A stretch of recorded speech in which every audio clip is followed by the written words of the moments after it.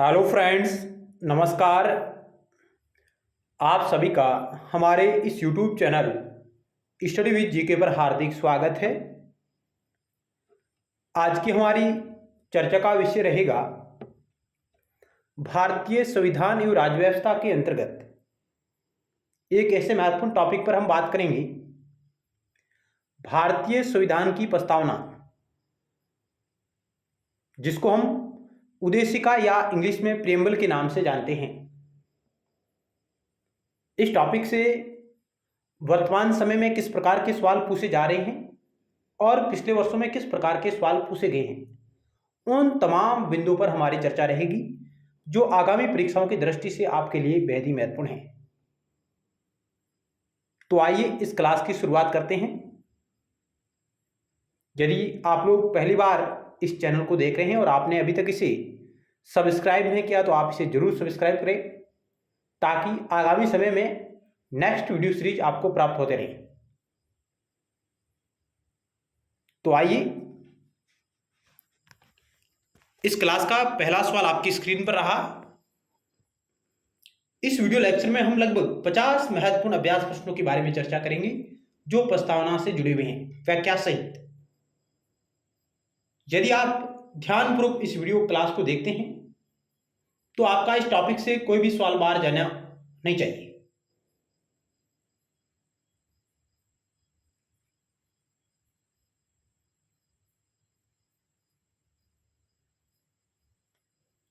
पहला सवाल आपकी स्क्रीन पर रहा।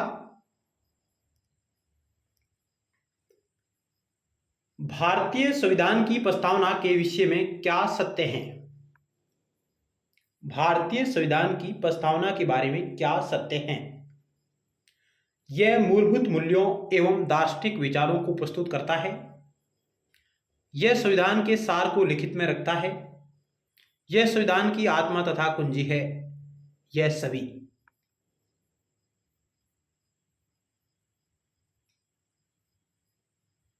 तो इस सवाल का राइट उत्तर का ऑप्शन डी, यह सभी।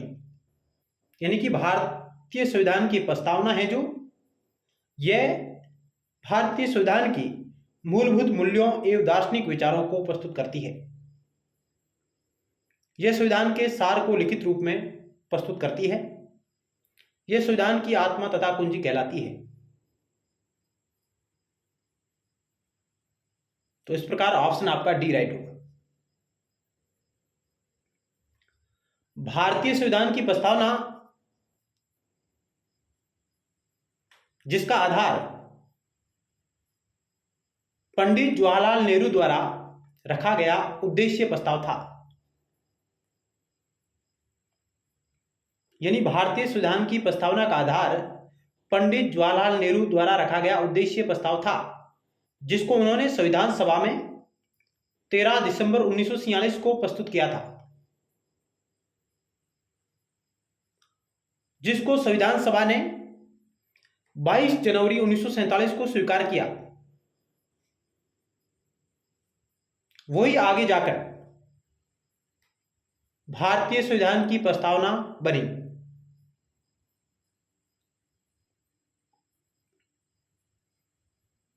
जिसमें भारतीय संविधान के आदर्शों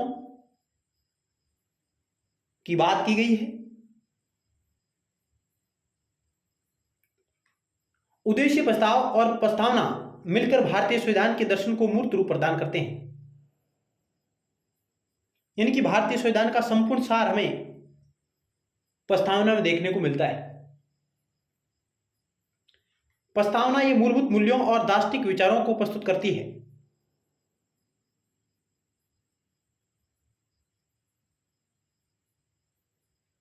तो इस प्रकार हमारे सामने कई प्रकार के सवाल बनकर सामने आते हैं कि उद्देश्य प्रस्ताव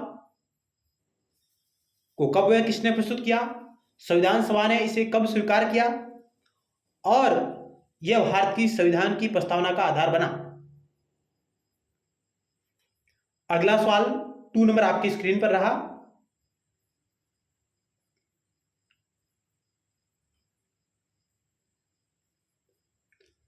कौन से संविधान संशोधन के माध्यम से समाजवादी, पंथ निरपेक्ष और अखंडता शब्द हमारे संविधान में समावेश किया गया? यानी कि कौन से संविधान संशोधन के द्वारा समाजवादी, पंथ निरपेक्ष और अखंडता शब्दों का हमारे संविधान में समावेश किया गया? क्या ऑप्शन आपके समक्ष रहे?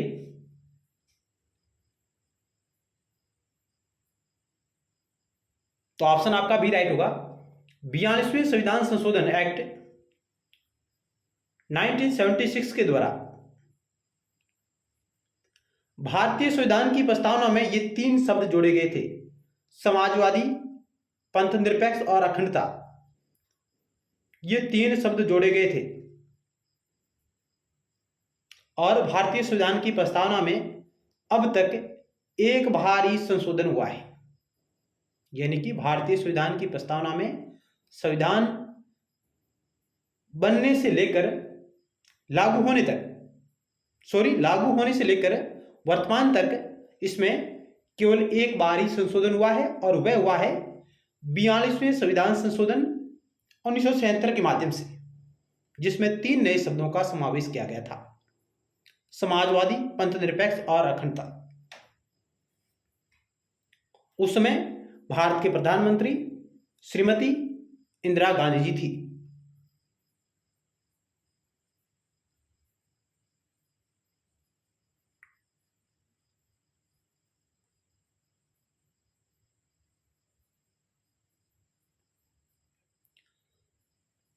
बयालीसवां संविधान संशोधन 1976 के माध्यम से समाजवादी, पंथ निरपेक्ष और अखंडता शब्दों को संविधान की प्रस्तावना में जोड़ा गया। प्रधानमंत्री इंदिरा गांधी की सरकार द्वारा किया गया यह संशोधन अब तक का पारित सभी संशोधनों में सबसे व्यापक था। यानी कि 42वां संविधान संशोधन है जो सबसे बड़ा संविधान संशोधन माना जाता है अब तक का। इसके द्वारा संविधान में 2 नए अध्याय 4 के और 14 के और 9 नए अनुच्छेद जोड़े गए थे और प्रस्तावना में उपरोक्त 3 शब्द जोड़े गए थे। इसकी व्यापकता के कारण इस संशोधन को लघु संविधान की संज्ञा दी जाती है, मिनी कॉन्स्टिट्यूशन कहा जाता है इस संविधान संशोधन को। तो ये कुछ अन्य महत्वपूर्ण फैक्ट रहे। अगला नेक्स्ट 3 नंबर सवाल आपकी स्क्रीन पर रहा।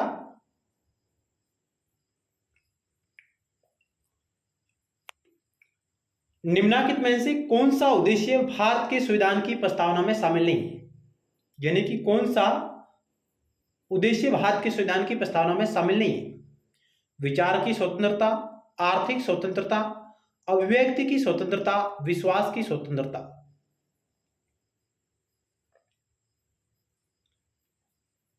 तो इस सवाल का राइट उत्तर का ऑप्शन बी, आर्थिक स्वतंत्रता का प्रावधान नहीं है भारतीय संविधान की प्रस्तावना में।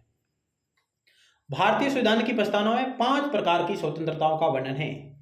विचार, अभिव्यक्ति, विश्वास, धर्म और उपासना की स्वतंत्रता की बात करता है, न कि आर्थिक स्वतंत्रता की। तो ऑप्शन आपका बी राइट होगा।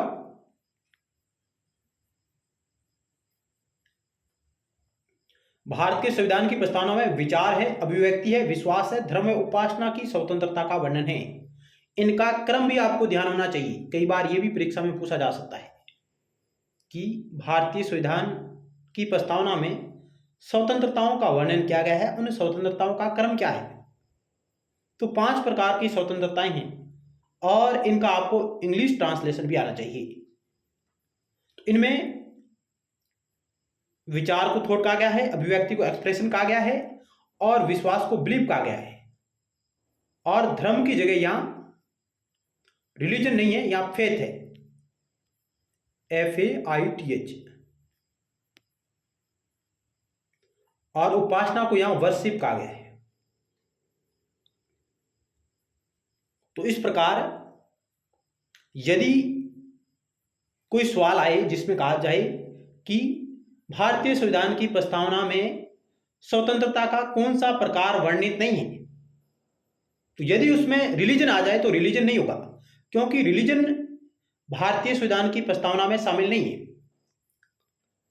शामिल है फेथ, जिसका हिंदी ट्रांसलेशन धर्म को स्वीकार किया गया है NCERT बुक में,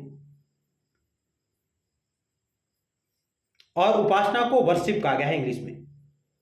तो यह भी आपको ध्यान होना चाहिए,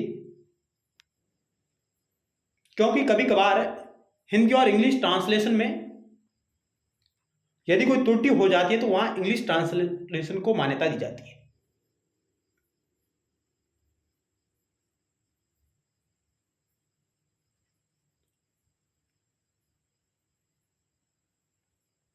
अगला सवाल 4th नंबर आपकी स्क्रीन पर रहा।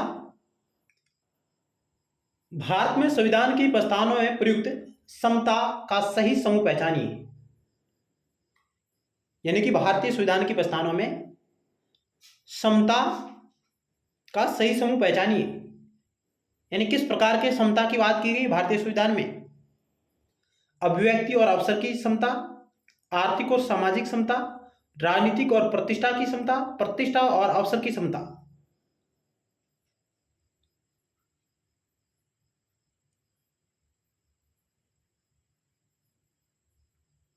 तो इस सवाल का राइट उत्तर होगा ऑप्शन डी, प्रतिष्ठा और अवसर की समता की बात की गई भारतीय संविधान में की प्रस्तावना में।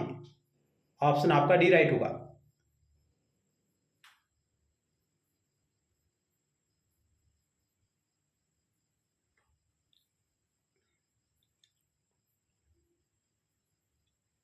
तो भारतीय संविधान में प्रस्तावना का विचार अमेरिकी संविधान से लिया गया है, यानी कि भारतीय संविधान में प्रस्तावना का विचार अमेरिका के संविधान से प्रभावित है।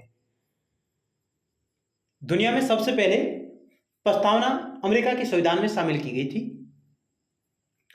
और प्रस्तावना में वर्णित आदर्श संविधान द्वारा 22 जनवरी 1947 को उद्देश्य प्रस्ताव के रूप में स्वीकार की गई। प्रस्तावना में क्या आदर्श हैं? वर्तमान में भारतीय संविधान की प्रस्तावना में 3 प्रकार के न्याय की बात कही गई है, सामाजिक, आर्थिक, राजनीतिक न्याय। इनका यही क्रम है। क्रम भी पूछा जा सकता है। न्याय का क्या क्रम है? पहले सामाजिक है, उसके बाद में आर्थिक है, उसके बाद में राजनीतिक है। फिर उसमें 5 स्वतंत्रताओं का वर्णन किया गया है। न्याय के बाद स्वतंत्रता का स्थान है, जिसमें विचार, अभिव्यक्ति, विश्वास, धर्म और उपासना की स्वतंत्रता की बात कही गई है। Freedom of thought, expression, believe, faith और वर्शिप, या धर्म का जो इंग्लिश वर्जन है वो फेथ रहेगा, न कि रिलीजन। रिलीजन भारतीय संविधान की प्रस्तावना में कहीं भी रिलीजन शब्द का उल्लेख नहीं है।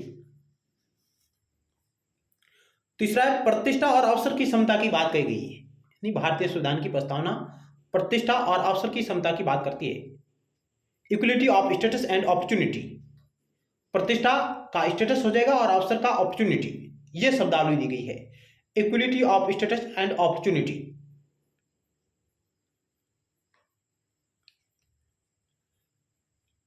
और आगे कहा गया व्यक्ति की गरिमा और राष्ट्र की एकता और अखंडता को सुनिश्चित करने वाली बंधुता, फेटर्निटी की बात कही कि बंधुता के लिए फेटर्निटी शब्द आया है।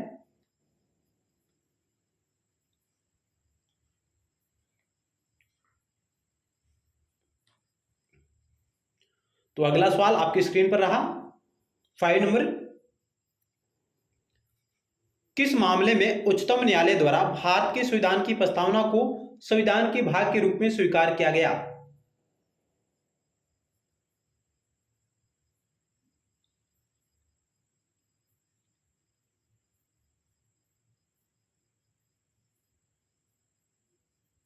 तो इस सवाल का राइट उत्तर का option B, Keshavananda Bharati case. Keshavananda बनाम केरल राज्य का जो विवाद है 1973 का, इसका डिसीजन आया था 24 अप्रैल 1973 को 7-6 के बहुमत से,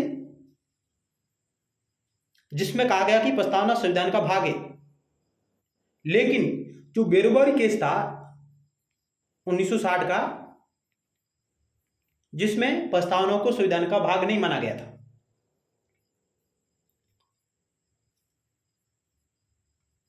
तो केशवानंद भारती में प्रस्तावना को संविधान का भाग माना गया, जबकि बेरोबरी केस में प्रस्तावना को संविधान का भाग नहीं माना गया।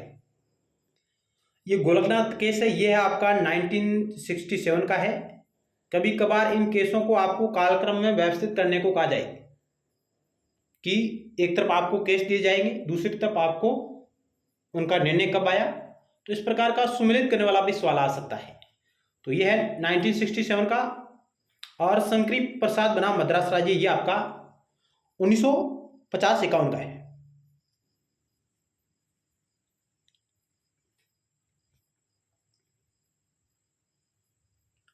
केशवानंद भारती बनाम केरल राज्य 1973 में दिए गए निर्णय में सर्वोच्च न्यायालय ने प्रस्तावना को संविधान का भाग बताया। यानी प्रस्तावना संविधान का भाग है तथा संविधान का भाग होने के कारण ही संसद ने इसे 42वें संविधान संशोधन 1976 के द्वारा संशोधित किया तथा इसमें 3 शब्द जोड़े गए थे प्रस्तावना में: समाजवादी, पंथनिरपेक्ष और अखंडता। जबकि सर्वोच्च न्यायालय ने बेरुवारी यूनियनवाद 1960 में प्रस्तावना को संविधान का भाग नहीं माना था।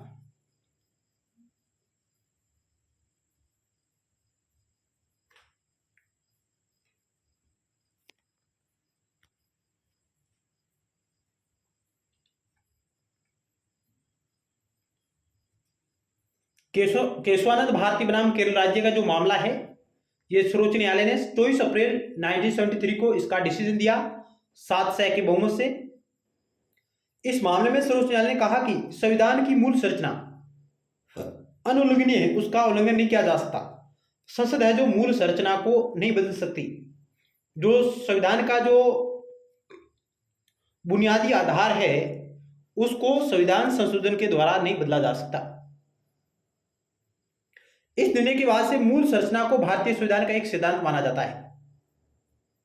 यानी कि केशवानंद भारती बनाम केरल राज्य मामले से मूल संरचना को भारतीय संविधान का एक महत्वपूर्ण सिद्धांत माना जाता है। इस मामले में सर्वोच्च न्यायालय ने कहा था कि संसद के पास संविधान में संशोधन करने का अधिकार है, लेकिन यह शक्ति असीमित नहीं है, सीमित है, क्योंकि संसद संविधान के मूल ढांचे में, मूल संरचना में संशोधन नहीं कर सकती। इस प्रकार की बात केशवानंद बनाम केरल राज्य में कही थी।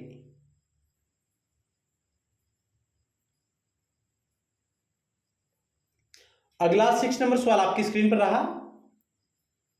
भारतीय संविधान के किस भाग या भागों में आर्थिक न्याय को संविधान का लक्ष्य घोषित किया गया है? 4 ऑप्शन आपके समक्ष रहे, क्या होगा इस सवाल का राइट उत्तर?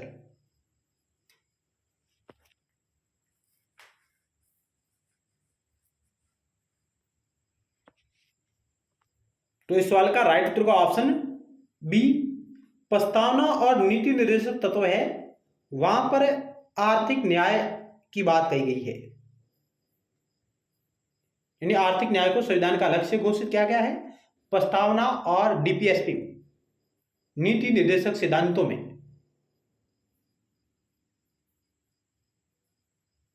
तो ऑप्शन बी राइट होगा। तो ये भारतीय संविधान की प्रस्तावना का इंग्लिश वर्जन है।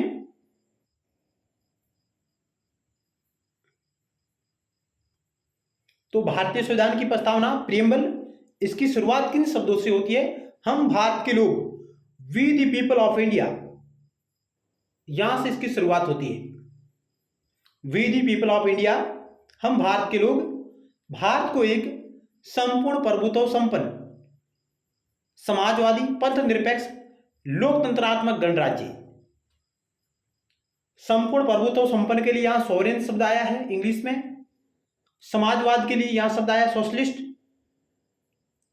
और पंथनिरपेक्ष के लिए यहां शब्द आया सेक्युलर।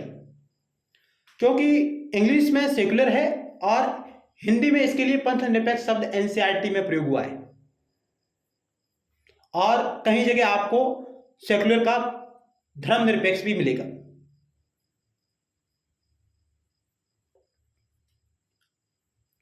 और लोकतांत्रिक गणराज्य के लिए यहां शब्द प्रयोग में आया डेमोक्रेटिक रिपब्लिक। तो आपको इन शब्दों का ज्ञान भी होना जरूरी है। इनका क्रम भी परीक्षा में पूछा जाता है। कौन से शब्द भारतीय संविधान की प्रस्तावना में शामिल है या नहीं है, इस प्रकार के सवाल भी आते हैं, जिनको हम आगे देखेंगे। फिर न्याय की बात की गई, जस्टिस का नंबर आता है। जस्टिस 3 प्रकार का है, सोशल है, इकोनॉमिक है और पॉलिटिकल है।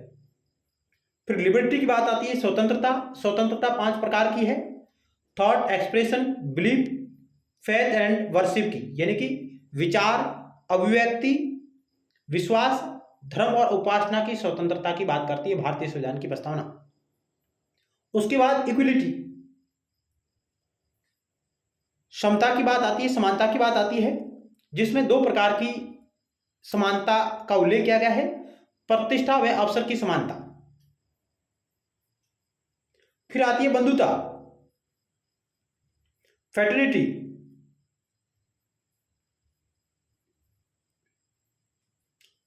इसमें कहा गया है व्यक्ति की गरिमा और राष्ट्र की एकता और अखंडता को सुनिश्चित करने वाली बंधुता, उसकी बात कर रखी है इन्होंने।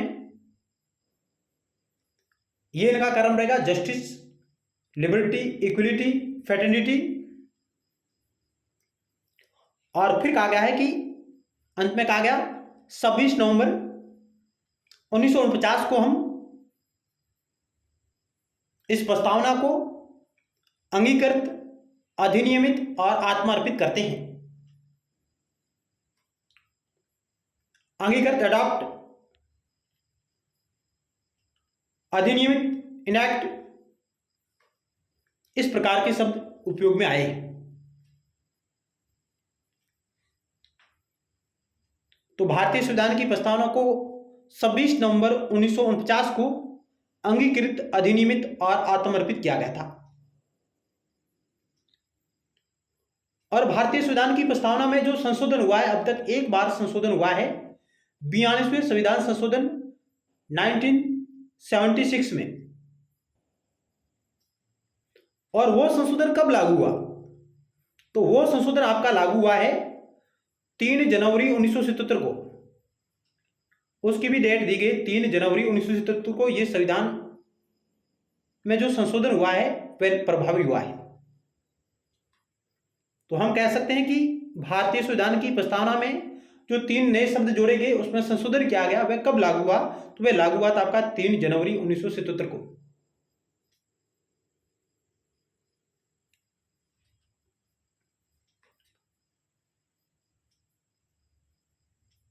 तो भारतीय संविधान के प्रस्तावना और नीति निर्देशक सिद्धांतों में आर्थिक न्याय को संविधान का लक्ष्य घोषित किया गया है। अगला सवाल 7 नंबर, निम्नलिखित में से किसके द्वारा भारत की संविधान सभा में उद्देश्य प्रस्ताव ऑब्जेक्टिव रिवोल्यूशन प्रस्तुत किया गया? तो ऑप्शन आपका डी राइट होगा। जवाहरलाल नेहरू जी ने इसे प्रस्तुत किया था 13 दिसंबर 1946 को, जबकि संविधान सभा ने इसे स्वीकार किया था 22 जनवरी 1947 को। यह फैक्ट आपकी नजरों में रहने चाहिए।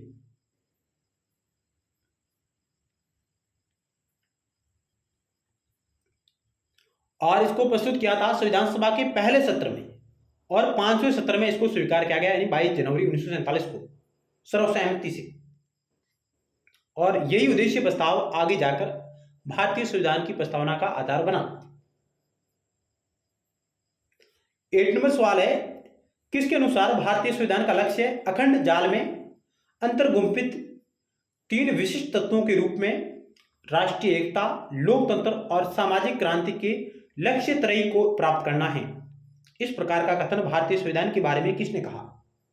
W.S. Morris Jones, Rajni Kothari, Granville Austin, Sunil Khilnani. बहुत ही अच्छा सवाल है।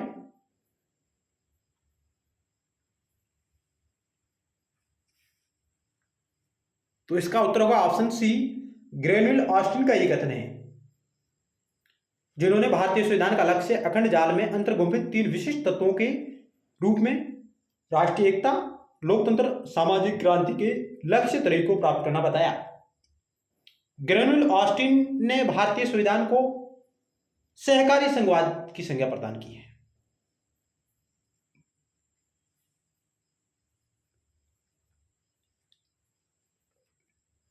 यानी भारत को ये सहकारी संघवाद कहते हैं। कौन? Granville Austin.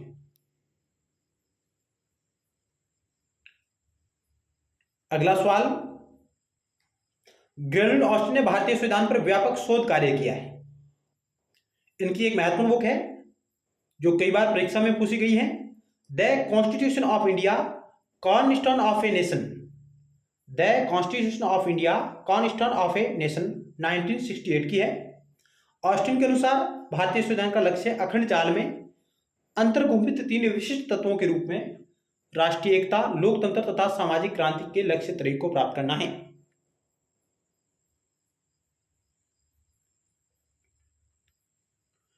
अगला सवाल आपकी स्क्रीन पर रहा 9 नंबर, भारतीय संविधान की उद्देशिका के संबंध में निम्नलिखित में से कौन से 2 अभिकथन सही है? इनमें से कौन से 2 अभिकथन सही है? फिर आपको सही कोड का चयन करना है। न्याय, सामाजिक, आर्थिक, राजनीतिक, विचार, अभिव्यक्ति, विश्वास, धर्म और उपासना की स्वतंत्रता, हैसियत यानी स्टेटस, चरित्र और अवसरों की समानता, व्यक्ति की प्रतिष्ठा और सम्मान का आश्वासन देते हुए भाईचारा। कौन से प्रावधान भारतीय संविधान की प्रस्तावना यानी उद्देशिका या प्रेमबल में शामिल है या नहीं? तो इस सवाल का राइट उत्तर का ऑप्शन आपका डी राइट होगा। ए और बी दोनों सही है, क्योंकि 3 प्रकार के न्याय की चर्चा की गई, सामाजिक, आर्थिक, राजनीतिक न्याय, और 5 प्रकार की स्वतंत्रता की बात कही गई है, विचार, अभिव्यक्ति, विश्वास, धर्म और उपासना की स्वतंत्रता, जबकि प्रतिष्ठा व अवसर की समानता की बात कही गई है, न्याय की चरित्र के बारे में।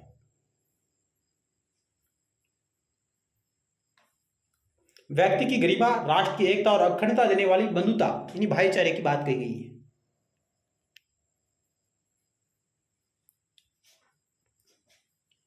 तो इस प्रकार आपका ए और बी कथन सही है, ऑप्शन डी राइट होगा।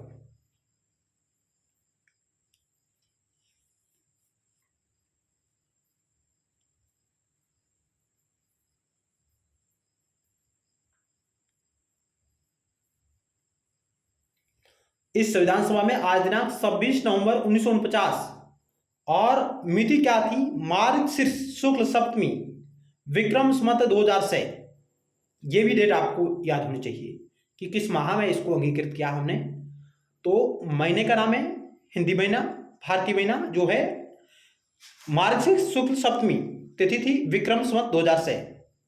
संविधान को अंगीकृत, अधिनियमित और आत्मर्पित करते हैं। प्रस्तावना को हमने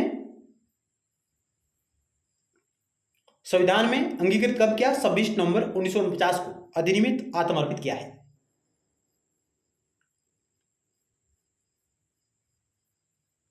अगला सवाल, जब भारतीय संविधान तैयार किया गया था तब संविधान की प्रस्तावना में भारत को क्या कहा गया? 4 ऑप्शन आपके समक्ष रहे।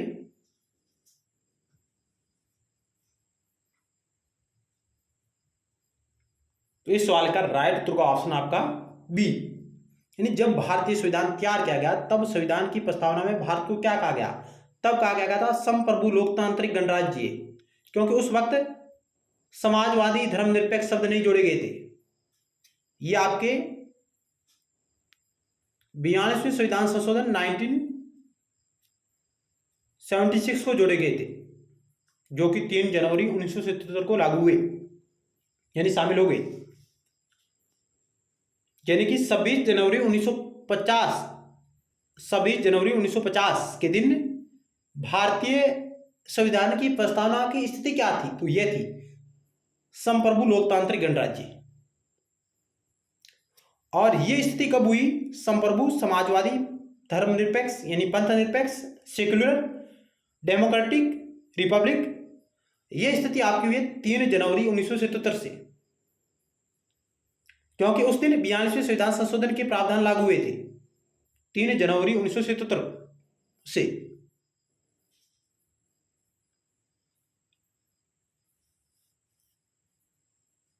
तो ऑप्शन आपका बी राइट होगा।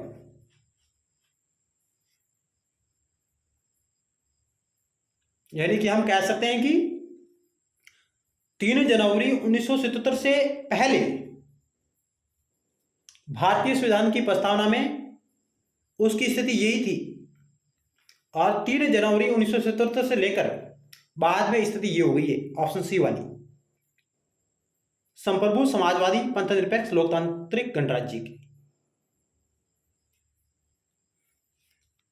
यदि आपको इस क्लास को लेकर कोई भी डाउट हो सवाल संबंधी, तो आप कमेंट बॉक्स के माध्यम से अपना सवाल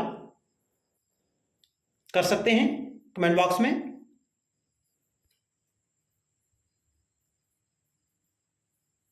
जब संविधान तैयार या लागू किया गया था तब उसकी प्रस्तावना में भारत को संप्रभु लोकतांत्रिक गणराज्य कहा गया। बाद में 42वें संविधान संशोधन अधिनियम 1977 के द्वारा उसमें पंथ निरपेक्ष समाजवादी शब्द को भी जोड़ा गया और अखंडता शब्द को भी जोड़ा गया। 3 शब्द जोड़े गए थे और वर्तमान में भारत एक संप्रभुता संपन्न समाजवादी पंथ निरपेक्ष लोकतांत्रिक गणराज्य है।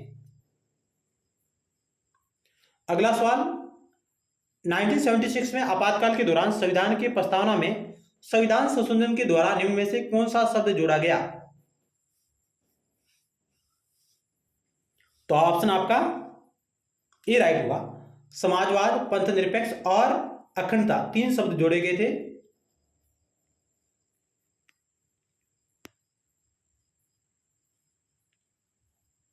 ऑप्शन आपका ए राइट होगा।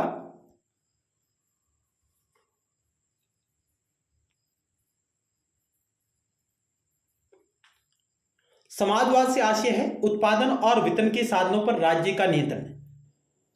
लेकिन भारत में जो समाजवाद का जो मॉडल अपनाया गया है वो लोकतांत्रिक समाजवाद है और लोकतांत्रिक समाजवाद मिश्रित अर्थव्यवस्था पर बल देता है। पंथ निरपेक्ष से आशय, सेक्युलर से आशय भारत का अपना कोई धर्म नहीं है, राज्य की दृष्टि में सभी धर्म समान है। अखंडता से आशय भारत राज्य की भौगोलिक एकता से।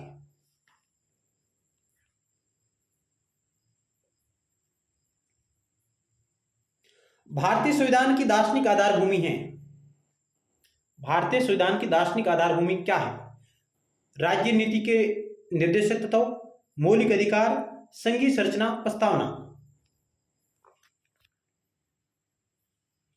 तो ऑप्शन डी राइट होगा। भारतीय संविधान के दर्शन हमें प्रस्तावना में होते हैं, प्रियम्बल में होते हैं, उद्देशिका में होते हैं। तो ऑप्शन डी राइट होगा इस सवाल का। अगला सवाल है, निम्नलिखित में से कौन सा शब्द संविधान की प्रस्तावना में नहीं है? न्याय, व्यक्ति की गरिमा, बंधुत्व और संघीय।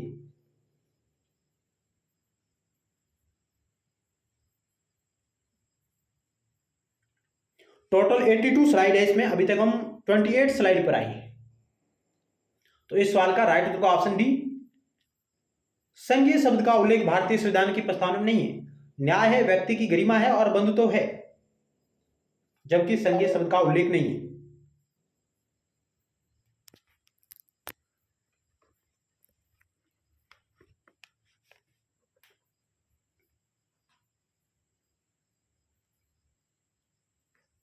अगला सवाल, भारत के किस संविधान संशोधन में संविधान की प्रस्तावना में राष्ट्रीय एकता के साथ अखंडता शब्द जोड़ा गया? तो इसके बारे में हम पहले चर्चा की थी 42वें संविधान संशोधन के द्वारा।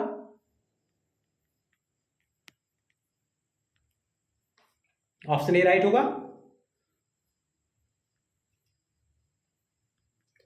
44वें संविधान संशोधन 1978 के द्वारा संपत्ति के मूल अधिकार को मूल अधिकार की श्रेणी से हटाकर 300A में यानी 300 कै में रखकर उसे कानूनी अधिकार बना दिया गया।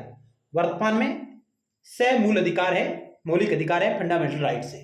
पहले 7 मौलिक अधिकार हमें प्राप्त थे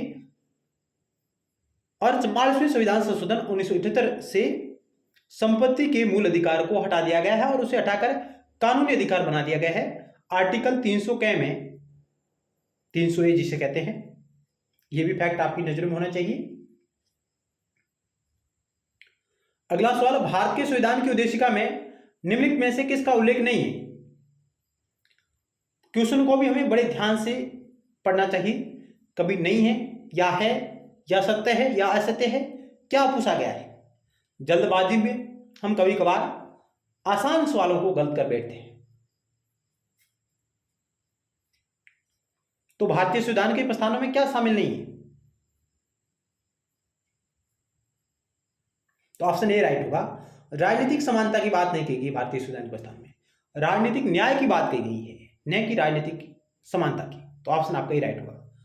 प्रतिष्ठा और अवसर की समानता है, व्यक्ति की गरिमा की बात कही, राष्ट्र की अखंडता की बात कही गई है, लेकिन सामाजिक, आर्थिक, राजनीतिक न्याय की बात कही गई है, न कि समानता की। ऑप्शन ए राइट होगा। भारत एक गणराज्य है क्योंकि, कारण क्या है? भारतीय संविधान की प्रस्तावना भारत को एक गणराज्य घोषित करती है, लोकतांत्रिक गणराज्य।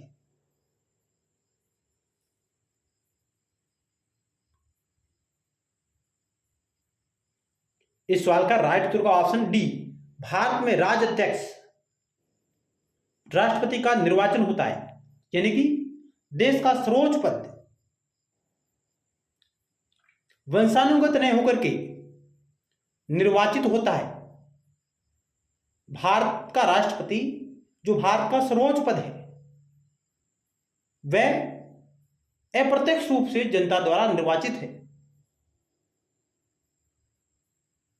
इसलिए भारत एक गणराज्य, जबकि ब्रिटेन का सर्वोच्च पद राजा या रानी या सम्राट जो कि वंशानुगत होता है, इसलिए ब्रिटेन गणतंत्र नहीं है। तो ऑप्शन डी राइट होगा। भारत एक लोकतंत्रात्मक राज्य होने के साथ साथ गणराज्य भी है।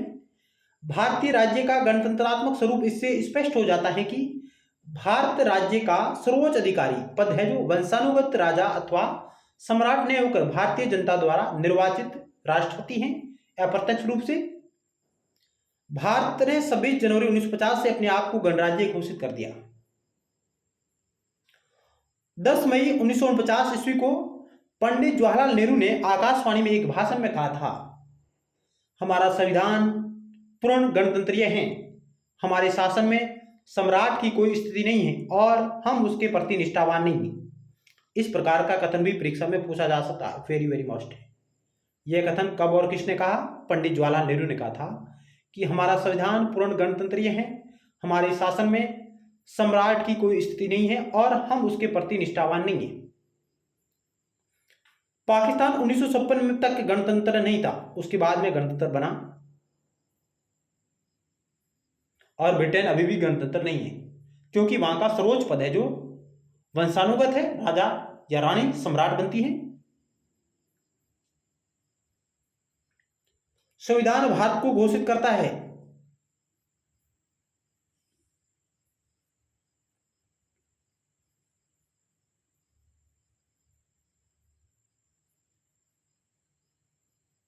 तो इस सवाल का राइट उत्तर का ऑप्शन आपका ए, संप्रभुता संपन्न समाजवादी पंथ निरपेक्ष लोकतंत्रात्मक गणराज्य घोषित करता है। बाकी वाले गलत है। संविधान भारत को घोषित करता है संपूर्ण प्रभुत्व संपन्न समाजवादी पंथ निरपेक्ष लोकतंत्रात्मक गणराज्य, sovereign socialist secular democratic Republic.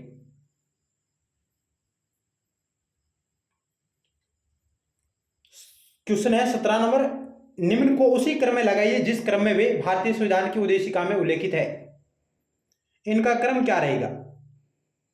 कौन पहले आएगा, कौन बाद में आएगा?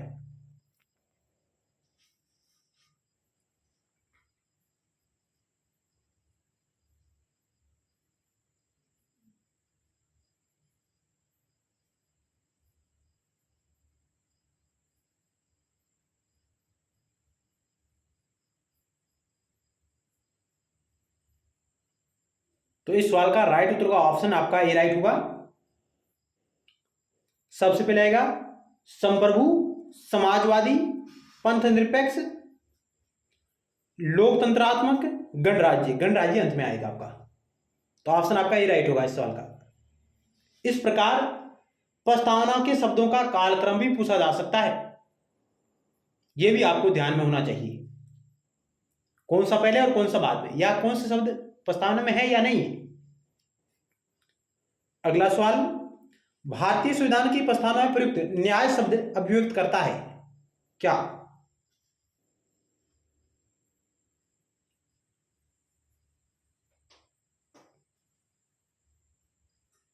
तो इस सवाल का राइट उत्तर का ऑप्शन डी, भारतीय संविधान की प्रस्तावना में प्रयुक्त न्याय शब्द है जो सामाजिक आर्थिक राजनीतिक न्याय को संदर्भित करता है। यही क्रम है, पहले सामाजिक है, फिर आर्थिक है, फिर राजनीतिक है। ऑप्शन डी राइट होगा। अगला सवाल 19 नंबर, भारतीय संविधान की प्रस्तावना में उदारता समानता तथा भाईचारे के आदर्श प्रतिष्ठापित हैं। यहां लिबर्टी है, लिबर्टी, इक्वलिटी और फेटर्निटी, यानी कि स्वतंत्रता, इसकी जगह आएगा स्वतंत्रता समानता तथा बंधुता के आदर्श प्रतिष्ठापित हैं। इसकी प्रेरणा मुख्यतः किससे मिली हमें? रशियन क्रांति, आयरिश क्रांति, फ्रांसीसी क्रांति, सांस्कृतिक क्रांति। तो इस सवाल का राइट उत्तर का ऑप्शन सी, फ्रांसीसी क्रांति से, क्योंकि हमने फ्रांस की जो 1789 की क्रांति है उसका नारा था स्वतंत्रता, समानता और बंधुता। उससे प्रभावित होकर हमने उन मूल्यों को भारतीय संविधान की प्रस्तावना में शामिल किया। यहां लिबर्टी का उदार बन गया है।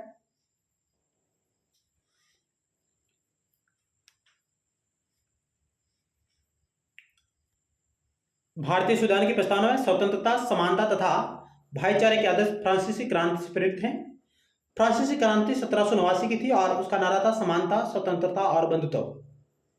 फ्रांस की क्रांति ने दुनिया को स्वतंत्रता, समानता और बंधुत्व के विचार दिए थे। अगला सवाल, भारतीय संविधान की उद्देशिका का कौन सा उद्देश्य व्यक्तिवाद एवं समष्टिवाद के मध्य सामंजस्य को विशेषतः सुनिश्चित करता है? वेरी वेरी मस्ट सवाल है। भारतीय संविधान की उद्देशिका का कौन सा उद्देश्य व्यक्तिवाद एवं समष्टिवाद के मध्य सामंजस्य को विशेषतः सुनिश्चित करता है? न्याय, स्वतंत्रता, समता, बंधुत्व। तो इस सवाल का राइट उत्तर का ऑप्शन डी, बंधुत्व। ऑप्शन डी राइट होगा।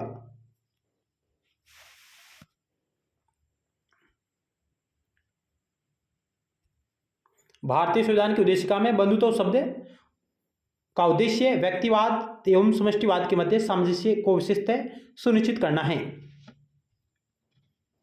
21 नंबर सवाल है, निम्नलिखित विषयों में से कौन सा विषय भारत के संविधान की प्रस्तावना में उल्लेख किया गया है? समान संरक्षण, समान अवसर, समान न्याय, समान स्वतंत्रता, समान निर्णय। इस सवाल का राइट उत्तर का ऑप्शन बी, समान अवसर की बात की गई है। ऑप्शन बी राइट होगा।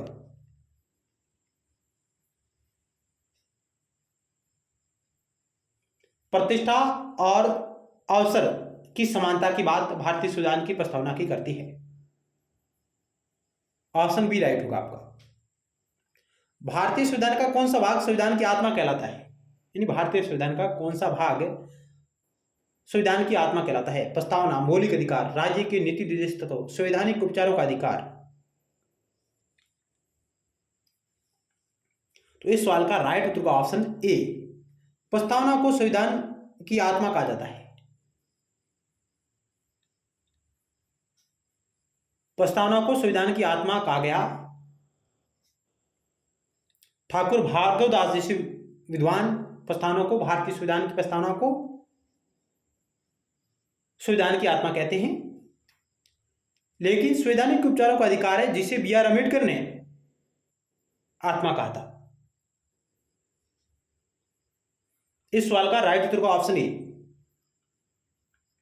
प्रस्तावना हमारे संविधान का आधार है। पंडित ठाकुर दास भार्गव ने संविधान की प्रस्तावना के संबंध में कहा कि प्रस्तावना संविधान का सबसे सम्मानित भाग है, यह संविधान की आत्मा है। यह ठाकुर दास भार्गव का कथन आपको याद होना चाहिए। पंडित ठाकुर दास भार्गव ने कहा संविधान की प्रस्तावना के संबंध में, प्रस्तावना संविधान का सबसे सम्मानित भाग है तथा यह संविधान की आत्मा है। जबकि डॉक्टर बी आर अम्बेडकर संविधान के अनुच्छेद 32 को संविधान की आत्मा माना। बी आर अम्बेडकर है जो आर्टिकल 32 जो संवैधानिक उपचारों का अधिकार है उसको वे संविधान की आत्मा कहते हैं।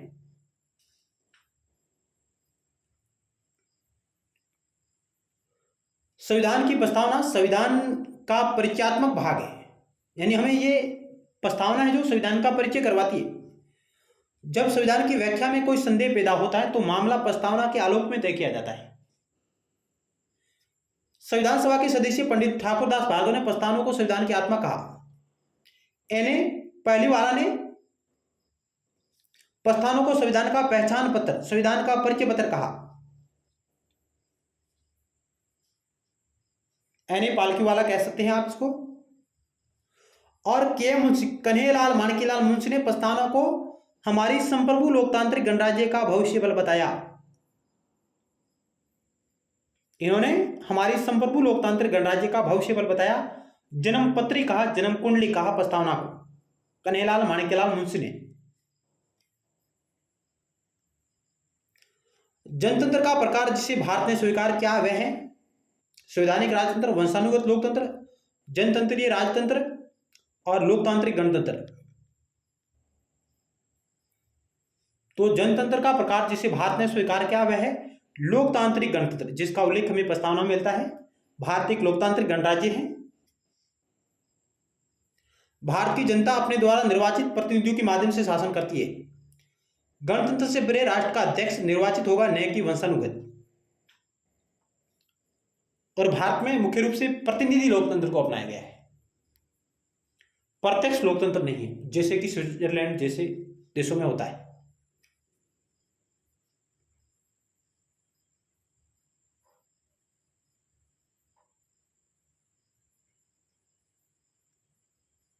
अगला सवाल 24 नंबर आपकी स्क्रीन पर रहा। संप्रभुता के बारे में निम्नलिखित में से कौन से कथन सही है, उनका आपको चयन करना है। क्योंकि भारतीय संविधान की प्रस्तावना भारत को एक संप्रभु राष्ट्र घोषित करती है।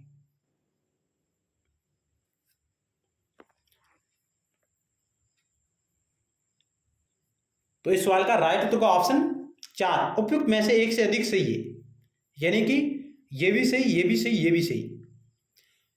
संप्रभुता से तात्पर्य कि भारत किसी अन्य राष्ट्र का प्रभुत्व नहीं है, यानी भारत किसी अन्य राष्ट्र का प्रभुत्व नहीं है बल्कि एक स्वतंत्र राज्य है। संप्रभुता का मतलब होता है स्वतंत्रता, यानी कि अपने आंतरिक और बाहरी मामलों में भारत क्या है, स्वतंत्र है, किसी के अधीन नहीं है। संप्रभुता सॉवरेनिटी का कॉन्सेप्ट क्या कहता है कि भारत है जो अपने आंतरिक और बाहरी मामलों में निर्णय लेने में स्वतंत्र है। भारत अपने आंतरिक और बाहरी मामलों का संचालन करने के लिए स्वतंत्र है और इसके ऊपर कोई अधिकार नहीं है किसी अन्य देश का।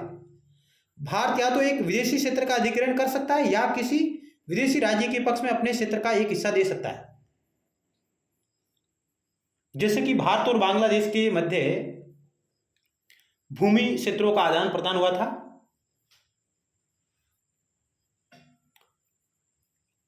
तो इस प्रकार उपयुक्त में से एक से अधिक कथन सही है, ऑप्शन 4 राइट होगा।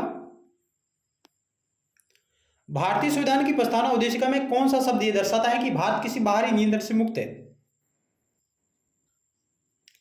भारत किसी बाहरी नियंत्रण से मुक्त है, यह कौन सा शब्द दर्शाता है। पंथनिरपेक्ष, गणराज्य, संपूर्ण प्रभुत्व संपन्न, समाजवादी। तो ऑप्शन आपका 3 राइट होगा, संपूर्ण प्रभुत्व संपन्न। संप्रभुता की अवधारणा हमें जीन बोधा द्वारा इसका परिचय करवाया गया। जीन बोधा फ्रांसीसी विचारक है।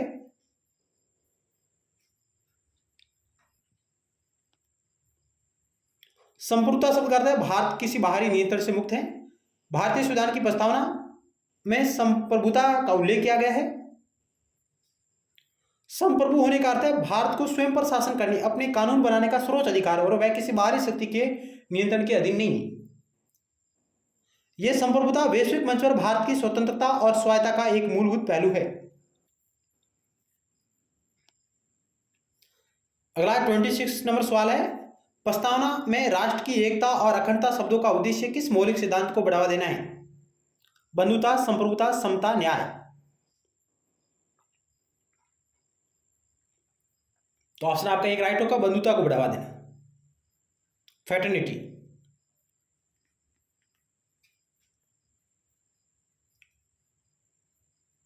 प्रस्तावना में राष्ट्र की एकता और अखंडता शब्दों का उद्देश्य बंधुत्व को मूल सिद्धांत को बढ़ावा देना है। बंधुत्व यानी भाईचारे के मूल सिद्धांतों को बढ़ावा देना है। बंधुत्व व्यक्ति की गरिमा और राष्ट्र की एकता एवं अखंडता सुनिश्चित करता है। भारतीय संविधान की प्रस्तावना राष्ट्र के मूल मूल्यों और मार्गदर्शक सिद्धांतों पर प्रकाश डालती है। यह भारत के नागरिकों के बीच भाईचारे और आपसी सम्मान के महत्व पर जोर देता है। कौन? बंधुता, फ्रेटर्निटी, जिसका उल्लेख भारतीय संविधान की प्रस्तावना में किया गया है। भारत के संविधान के दार्शनिक पद पर आधारित है। भारत के संविधान के दार्शनिक पद पर आधारित है क्या? नेहरू रिपोर्ट, पंडित नेहरू का उद्देश्य संकल्प, महात्मा गांधी का लेख यंग इंडिया में स्वतंत्रता। उपयुक्त में से एक से अधिक इनमें से कौन सा है जो भारत के संविधान के दार्शनिक पद पर आधारित है? ऑप्शन आपका 2 राइट होगा। पंडित नेहरू का उद्देश्य संकल्प, उद्देश्य प्रस्ताव जो कि भारतीय संविधान की प्रस्तावना का आधार था, और भारतीय संविधान की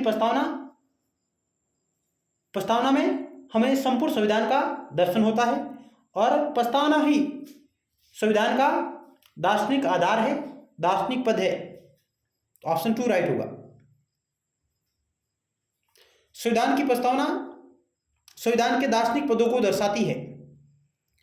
भारतीय संविधान की प्रस्तावना पंडित जवाहरलाल नेहरू द्वारा 13 दिसंबर 1946 को प्रस्तुत किए गए उद्देश्य प्रस्ताव पर आधारित है, जिसे 22 जनवरी 1947 को स्वीकार किया गया। इस प्रकार हमें भारतीय संविधान के दार्शनिक पदों का मूर्त रूप हमें कहां देखने को मिलता है, तो हमें सबसे पहले उद्देश्य प्रस्ताव में मिलता है, फिर प्रस्तावना में, क्योंकि प्रस्तावना उद्देश्य प्रस्ताव पर ही आधारित थी।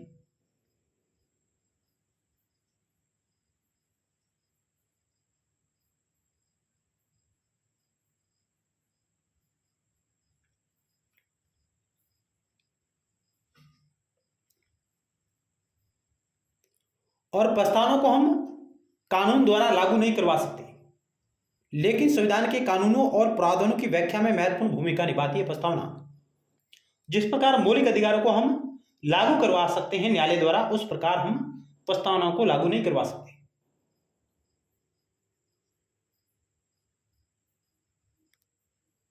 अगला सवाल, निम्नलिखित में से कौन सा शब्द हमारे संविधान की प्रस्तावना में नहीं लिखा गया?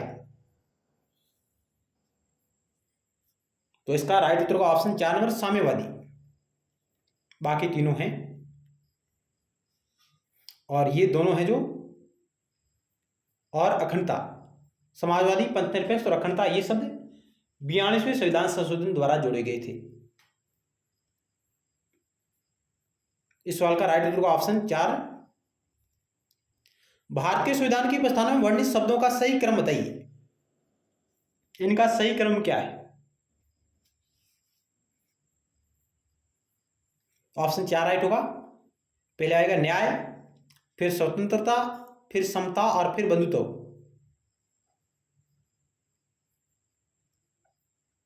भारतीय संविधान की प्रस्तावना रिक्त स्थान के संविधान की प्रस्तावना से प्रेरित हैं। जर्मनी, जापान, फ्रांस, संयुक्त राज्य अमेरिका। तो भारतीय संविधान की प्रस्तावना संयुक्त राज्य अमेरिका के संविधान की प्रस्तावना से प्रेरित है, प्रभावित है। ऑप्शन 4 राइट होगा।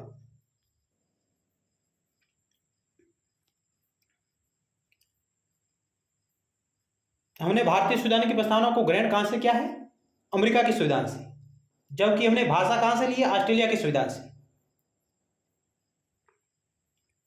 संविधान के प्रस्तावना का कानूनी वैधानिक प्रकृति क्या है? यानी संविधान की प्रस्तावना या उद्देशिका की कानूनी वैधानिक प्रकृति क्या है? यह परिवर्तनीय है, यह परिवर्तनीय नहीं है, इसे विशेष परिस्थितियों में लागू किया जा सकता है, इनमें से कोई भी नहीं। ऑप्शन आपका 2 राइट होगा। यह परिवर्तनीय नहीं है, ऑप्शन 2 राइट होगा। यानी कि भारतीय संविधान की प्रस्तावना को हम न्यायालय द्वारा, कानून द्वारा लागू नहीं करवा सकते।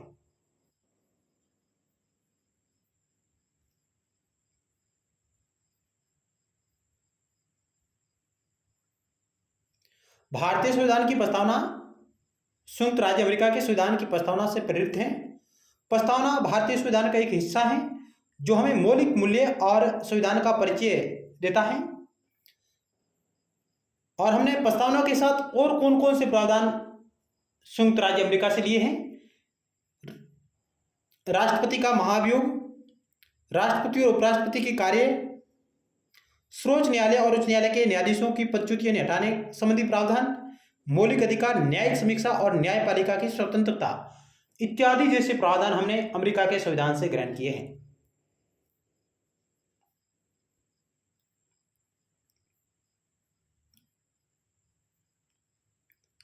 हमारे संविधान की प्रस्तावना संविधान का हिस्सा है, लेकिन अदालतों द्वारा लागू करने योग्य नहीं है। इसका मतलब है कि अदालतें प्रस्तावना में अंतर्निहित विचारों को लागू करने के लिए भारत सरकार के खिलाफ आदेश पारित नहीं कर सकती। अदालत संविधान के अन्य प्रावधानों को समझाने और स्पष्ट करने के लिए प्रस्तावना का सहारा ले सकती है।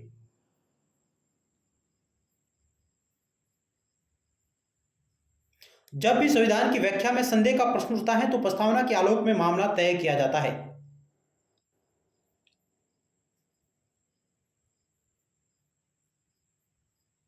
अगला सवाल, उद्देश्य प्रस्ताव को किसने आगे बढ़ाया जिसे बाद में भारत के संविधान की प्रस्तावना के रूप में रूपांतरित किया गया? तो यह पंडित जवाहरलाल नेहरू द्वारा 13 दिसंबर 1946 को प्रस्तुत किया गया, 22 जनवरी 1947 को जिसे स्वीकार किया गया सर्वसहमति से, और यही भारतीय संविधान की प्रस्तावना का आधार बना। निम्न में से कौन सा भारत के संविधान की प्रस्तावना में बोले कि शब्दों का सही क्रम है? न्याय, स्वतंत्रता, समानता और अखंडता। तो ऑप्शन आपका एक राइट होगा, 1 2 3 4, ये इनका क्रम है, सही है, अपने आप में ये सही क्रम में है। पहले न्याय, उसके बाद स्वतंत्रता, उसके बाद समानता और उसके बाद अखंडता है।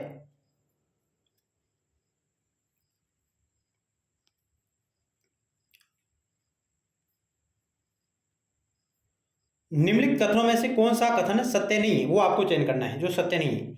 भारतीय संविधान के लागू होने की तारीख 26 नवंबर 1949 है। धर्मनिरपेक्ष शब्द 42वें संविधान संशोधन द्वारा जोड़ा गया था। 42वें संविधान संशोधन 1970 में किया गया था। और भारतीय संविधान में सामाजिक, आर्थिक, राजनीतिक न्याय रूसी क्रांति से लिया गया। कौन सा सत्य नहीं, वो आपको चयन करना है। तो ऑप्शन आपका ये राइट होगा, ये सत्य नहीं है, क्योंकि भारत का संविधान 26 जनवरी 1950 को लागू हुआ था। धर्मनिरपेक्ष, जिसे हम पंथनिरपेक्ष सेक्युलर कहते हैं, इसे 42वें संविधान संशोधन द्वारा जोड़ा गया था और ये आपका 1976 में हुआ है। जबकि भारतीय संविधान में जो प्रस्तावना है उसमें हमने सामाजिक, आर्थिक, राजनीतिक न्याय है जो रूसी क्रांति से लिया है।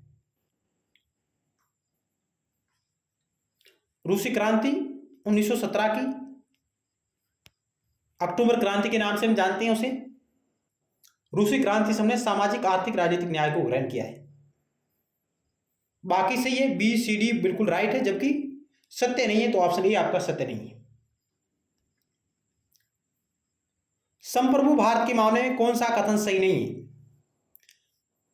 भारत किसी भी देश पर निर्भर नहीं है, भारत किसी अन्य देश का उपनिवेश नहीं है, भारत अपने देश का कोई भी हिस्सा किसी दूसरे देश को दे सकता है, भारत अपने आंतरिक मामलों में संयुक्त राष्ट्र का पालन करने के लिए बाध्य है। संप्रभु भारत के मामले में कौन सा कथन सही नहीं है? तो इसका उत्तर का ऑप्शन आपका डी, भारत अपने आंतरिक मामलों में संयुक्त राष्ट्र का पालन करने के लिए बाध्य है। ये बात बिल्कुल गलत है कि भारत अपने आंतरिक और बाहरी मामलों में किसी भी संस्था, देश के निर्णयों का पालन करने के लिए बाध्य नहीं है।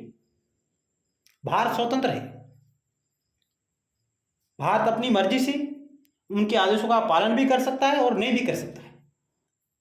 तो भारत किसी भी देश पर निर्भर नहीं है, भारत किसी अन्य देश का उपनिवेश नहीं है, भारत अपने देश का कोई भी हिस्सा किसी दूसरे देश को दे सकता है, और यदि दूसरा देश भारत को देना चाहे तो भारत ले भी सकता है और मना भी कर सकता है। यानी कि भारत अपने आंतरिक और बाहरी मामलों में स्वतंत्र है, यही संप्रभुता का कॉन्सेप्ट है।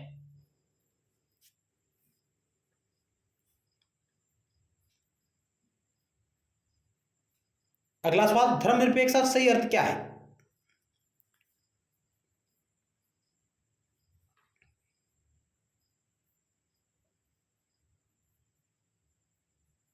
इसका राइट उत्तर का ऑप्शन ए, सरकार की नजर में सभी धर्म समान हैं।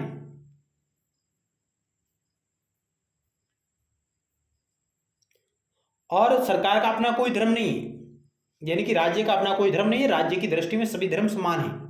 ऑप्शन आपका ये राइट होगा। निम्नलिखित में से किसने कहा था कि भारतीय संविधान की प्रस्तावना संविधान का मूल मंत्र है? Ernest Barker, Jawaharlal Nehru, doctor Ambedkar, Nelson Mandela. तो इस सवाल का राइट उत्तर का ऑप्शन ए, अर्नेस्ट बार्कर ने कहा था कि भारतीय संविधान की प्रस्तावना संविधान का मूल मंत्र है। ऑप्शन ए राइट होगा। निम्नलिखित बयानों में से कौन सा सच्चा है यानी सत्य है? बेरूबारी मामले में सुप्रीम कोर्ट ने कहा था कि संविधान की प्रस्तावना संविधान का हिस्सा नहीं है। केशव भारती मामले में सुप्रीम कोर्ट ने कहा था कि संविधान की प्रस्तावना संविधान का हिस्सा है। ए और बी दोनों, उपरोक्त में से कोई नहीं। तो 38 नंबर सवाल का राइट उत्तर का ऑप्शन सी, ए और बी दोनों सही है।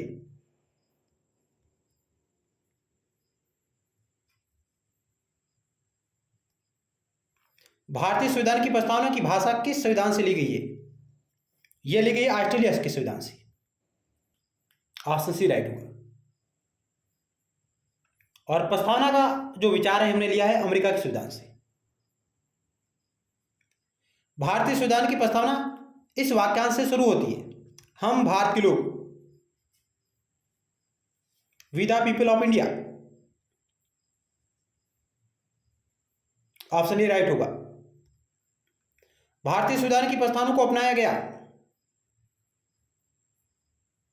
भारतीय संविधान की प्रस्तावना को अपनाया गया 26 नवंबर 1949 को, मार्क्सिस्ट शुक्ल सप्तमी विक्रम संवत 2006 का दिन।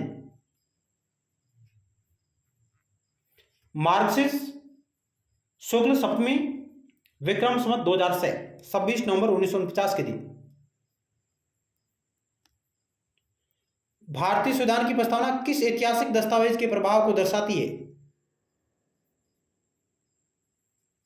तो यह दर्शाती है संयुक्त राज्य अमेरिका के संविधान की प्रस्तावना को, क्योंकि हमने प्रस्तावना का विचार अमेरिका के संविधान से ग्रहण किया है। ऑप्शन आपका ही राइट होगा।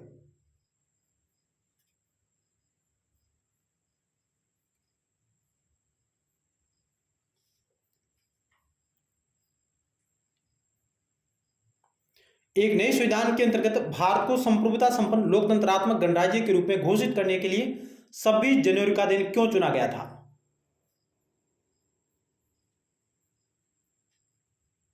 तो ऑप्शन सी राइट होगा।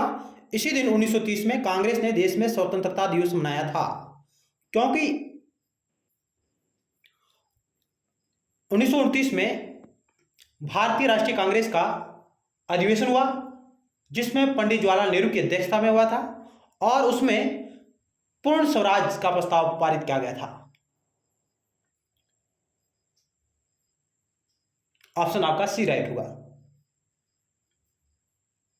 तो आज हमने इस क्लास में भारतीय संविधान की प्रस्तावना पर आधारित महत्वपूर्ण अभ्यास प्रश्नों के बारे में चर्चा की। जरूर आपको यह क्लास अच्छी लगी होगी। आप अपने अमूल्य सुझाव, यदि आपके मन में किसी सवाल को लेकर शंका हो तो आप कमेंट बॉक्स के माध्यम से पूछ सकते हैं। यदि आप लोगों ने इस YouTube चैनल को नहीं सब्सक्राइब किया है तो आप इसे जरूर सब्सक्राइब करिएगा और पास में बेल के आइकन को भी जरूर दबाइएगा, ताकि नेक्स्ट टाइम अन्य और वीडियो सीरीज आपके पास पहुंच जाएगी। धन्यवाद।